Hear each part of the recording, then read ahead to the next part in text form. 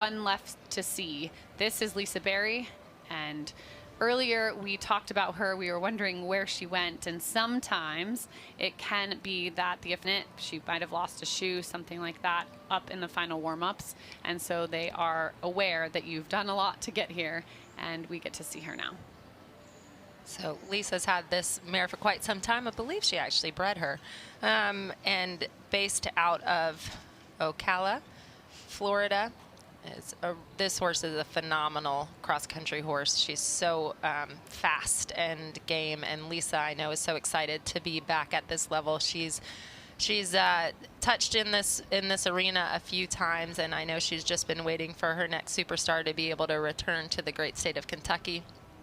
And now with this lovely big mare, Rosie, she is getting to do it. Now, it is so stressful when something like that happens, Frankie. If you lose a shoe in your final warm-up and you have every minute calculated, you know, and at these FEI competitions, things are you can look around, things are planned to the minute. So you've got to get in that ring, but there are a few exceptions, and if there are things outside of our control, like that's going to affect the horse's welfare, they'll let you take care of that, whether that be a shoe or something along those lines. So we'll find that story out for you before our jumping phases, but now we've got her here in the arena.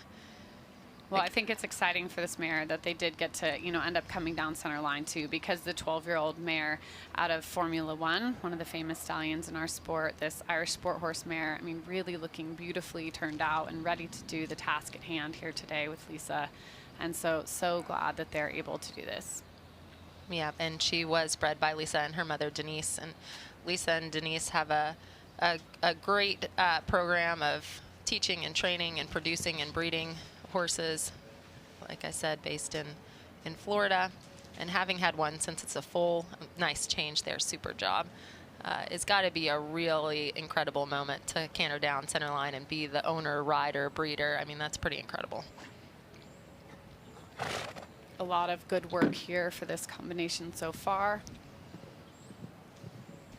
Not quite trending above our other ones that we just saw come in this final group, but still some very good work. And I really love that transition there. Super job. You can really see this horse has such a very large variety in the gaits and in and out of those gaits.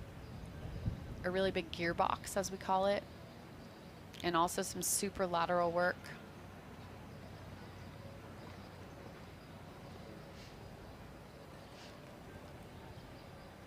You know, in some of the, it's so interesting, right? Because in some of the places where we've seen a lot of horses struggle, this mare doesn't seem to have a problem through the changes, the downward transitions. You know, her overall working gaits are a little bit harder for her to stay flexible. She's a big mare, so just having the overall softness, but it doesn't seem to hinder her transitions or the actual kind of tricks of the trade. Nice square halt there. So super job by Lisa. Yeah, I think they paint a really lovely picture together, these two. And you know, I think, again, another combination, there'll be a lot of great things to come for. So very glad that we got to shake up our order just a little bit and see them today. That will mean that they will be ones we will get to watch again come Saturday. A lot to like in these moments, Sinead, I have to say as well. The tail here, horses are like people. You'll see some tails, they have thicker hair. Some people have more hair than others, right? And this mare has a beautiful tail. And sometimes that's the running joke. If you don't have anything to say, you say, what a nice tail. But there's a lot of good things to say about this horse. It was a lot of good work in addition to the great tail, I have to say. Exactly. So we will get ready to leave you for our lunch break. And as we conclude the 4-star today, a lot more to see in our 5-star action this afternoon. Yeah, what a fun morning. Thanks for joining me, Sinead. That was a blast.